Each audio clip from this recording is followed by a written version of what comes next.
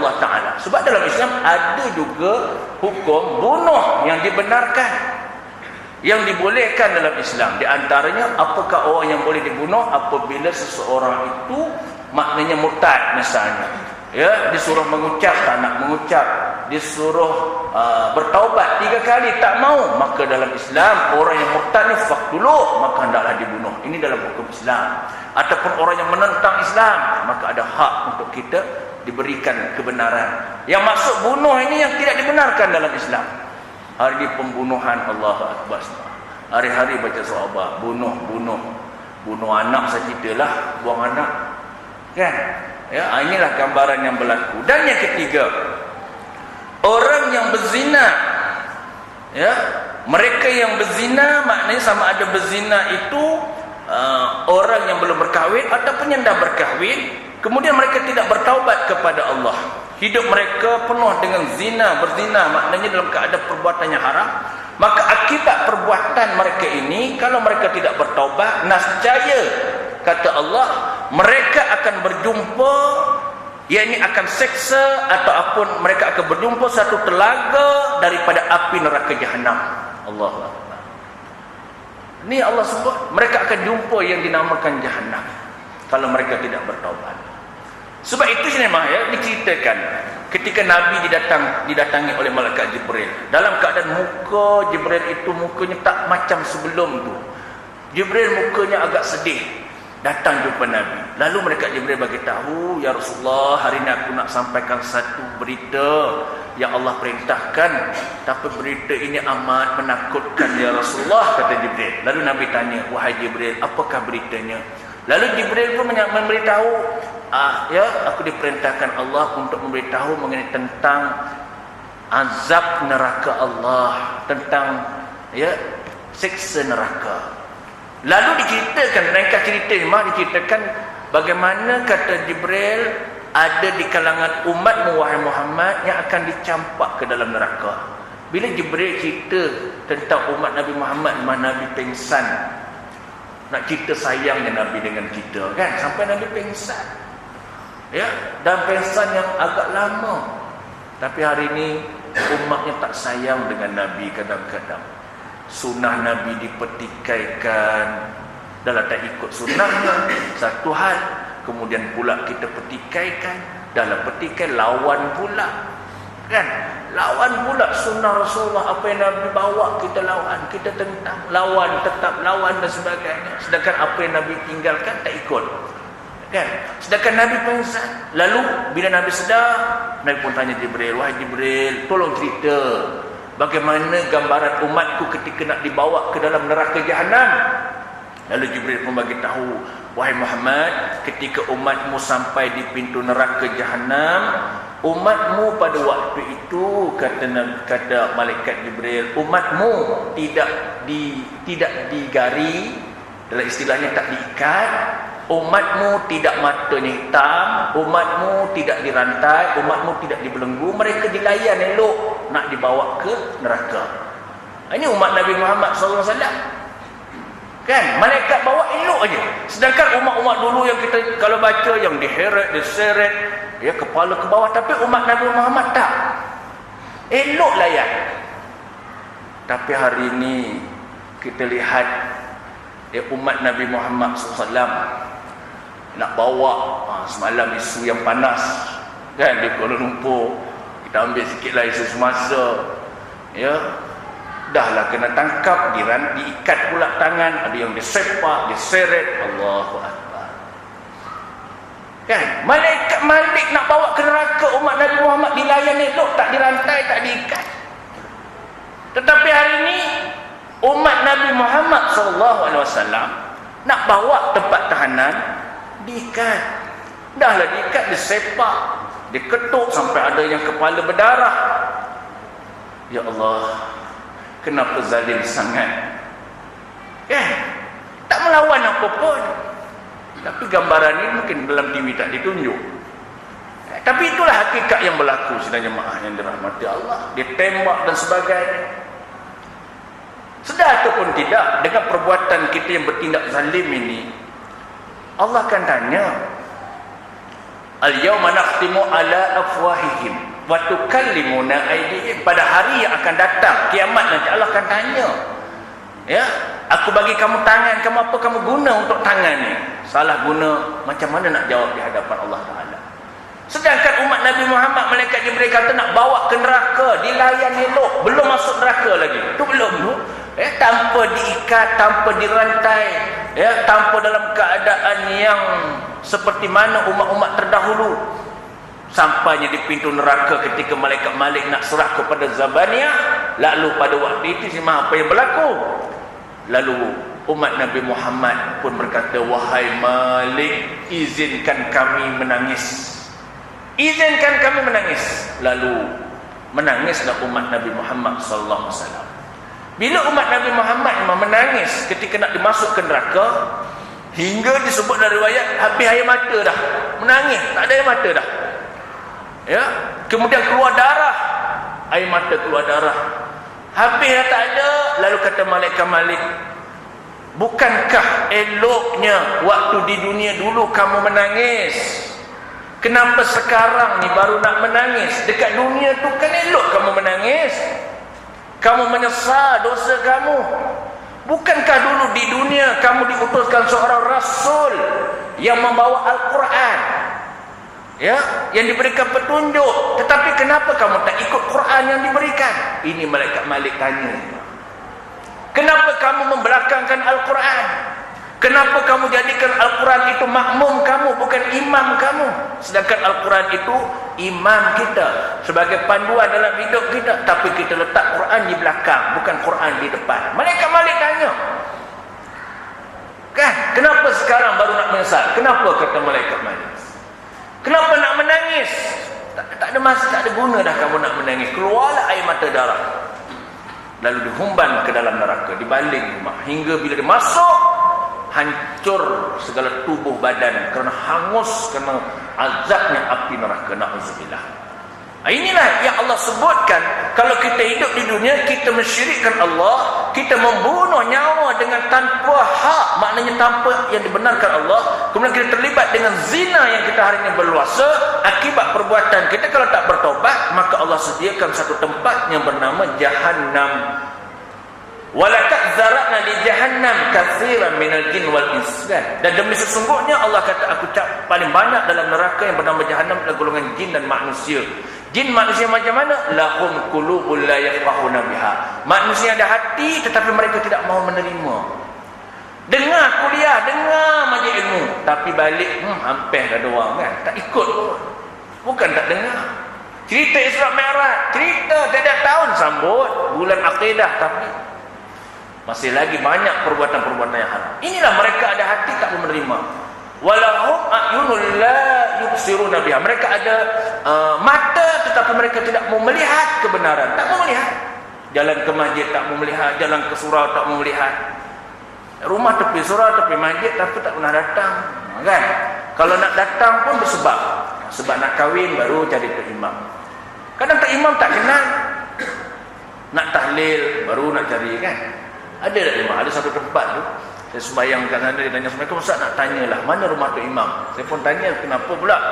Anak esok nak kahwinkan anak saya ni. Allahu Akbar. Duduk kat sini berapa lama bang? Dah lebih kurang 6 tahun. 6 tahun tok imam masjid pun tak kenal. Apa cerita? Inilah yang keadaan berlaku. Inilah yang ada mata tak mau melihat jalan-jalan kebenaran. Ya, tak mau melihat. Kemudian walahum adzanul la yasma'una biha. Mereka ada telinga tak mau mendengar. Tak mau mendengar. Pandangan nasihat, kan? Tak nak dengar. Ulaika kal an'am, mereka ni macam binatang. Mereka ni macam lembu, macam kambing, macam ayam, macam itik. Ini Allah sebut binatang. Siapa dia? Orang-orang yang ada mata tak mau melihat, ada telinga tak nak mendengar. Tapi kalau kita kata binatang marah, ada mak. Ya, mu ni lembu. Ustaz, sedap kata lembu. Tapi betul lah Allah kata ulaika kal an'am, mereka ni binatang, Allah kata. Sebab cuba kita ajak lembu ke masjid, ke surau, nak tak lemah? Jumpa lembu tepi jalan, lembu jom ke surau malam ni, boh. Tak nak dia. Manusia jenis yang macam ni, jom ke masjid malam ni, lembu lah tu.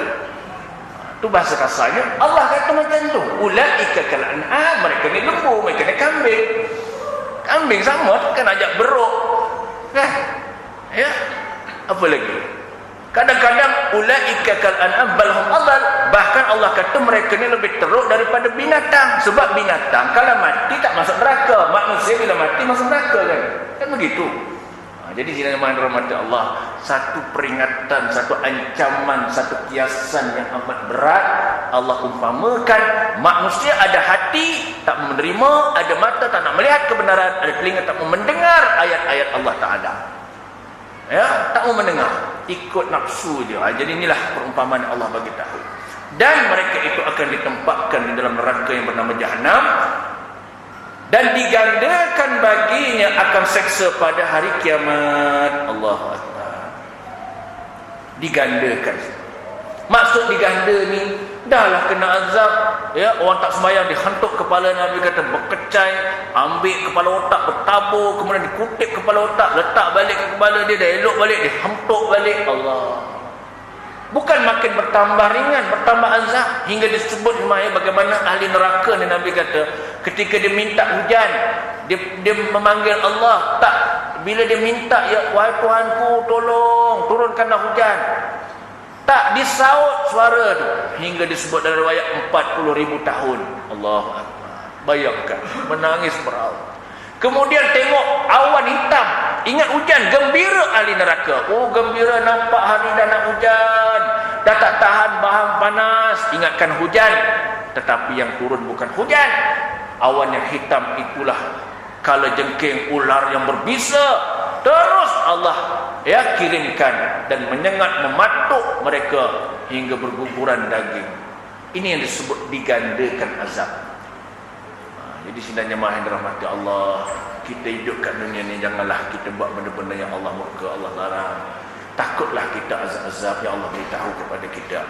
Dan firman Allah lagi, wala taqrabuz zina innahu kana fahishatan wa sa'a sabila.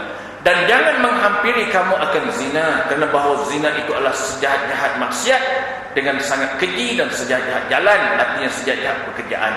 Yakni sesiapa yang melakukan perkara-perkara yang diharamkan Allah Ta'ala kemudian dia menyesal bertaubat, maka Allah ampunlah. Ya, maka dosa-dosa yang termasuk di antara yang disebut la takrib, jangan kamu hampir. Mana hampirnya apa? Jalan-jalan yang mengarah kepada zina. Sekarang ni jalan-jalan mengarah kepada zina terlalu kadang-kadang banyak kan. Di antara pergaulan bebas lelaki perempuan. Kenapa Allah melarang? Bukan tak boleh, ada batas-batas. Ini boleh tepuk amai-amai, belalang kupu-kupu lagi. Ya, ala sepupu je Ustaz, dia bukan kira sepupu. Dalam hukum tak boleh lah. Kan? Ya, jadi jalan-jalan yang mengarah, mula-mula pandang-pandang, kemudian pegang-pegang, kemudian peluk-peluk, akhirnya berlaku perzinaan. Betul ya, Mak? Ini yang banyak berlaku hari ini. Ini Allah kata la takr, jangan hampir. Innahu, sesungguhnya zina itu adalah maksiat yang sangat keji dan sejahat-jahat jalan. Telah menceritakan oleh Al-Bukhari dan Muslim daripada Ibnu Mas'ud radhiyallahu anhu berkata, ia bertanya aku kepada Rasulullah sallallahu alaihi wasallam, apa dosa yang lebih besar di sisi Allah Taala? Lalu bersabda ia, bahawa engkau jadikan bagi Allah Taala akan menyerupuinya. Itu dosa besar. Pertama, mensyirikkan Allah, dan ia dua menjadikan akan dikau, kemudian bersembah lagi, bahawa demikian itu sesungguhnya dosa yang sangat besar. Kemudian apa lagi ya Rasulullah selain daripada mensyirikkan Allah, apa lagi dosa besar? Lalu Nabi mengatakan, engkau bunuh anak engkau kerana takut engkau bawa makan ia serta engkau. Takut anak tu kebuluh, tak mampu nak beri makan, bunuh anak. Ya, hari ini bukan takut kebuluh, hari ini bunuh anak terang-terang. Memang maknanya orang berzina dapat anak, dibunuh, dibuang dalam tong sampah, dibuang dalam tandas, kemudian apa lagi, dibeleng. Ya, yang kita lihat hari ini.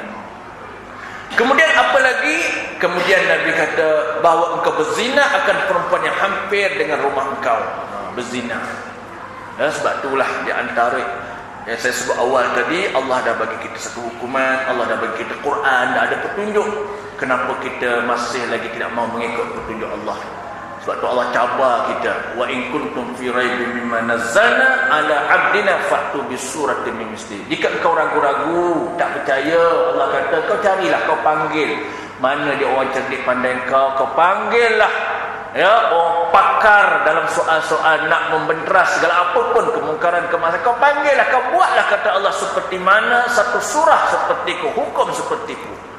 Ya, Allah cabar kita, wa in kuntum fi raibin mimma nazzalna ala abdina fa'tu bis suratin min misli wa syuhada'akum min dunillah in kuntum shadiqin. Jika engkau orang yang benar.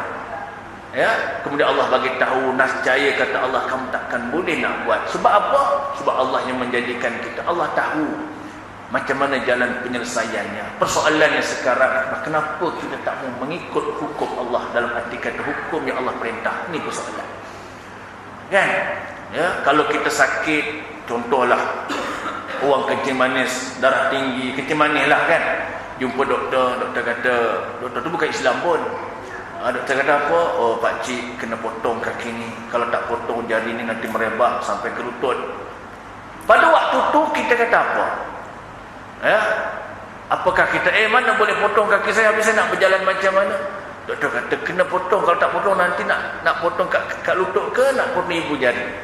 Pada waktu tu kita kata tak apalah, potonglah. Maknanya kita boleh percaya cakap doktor kan.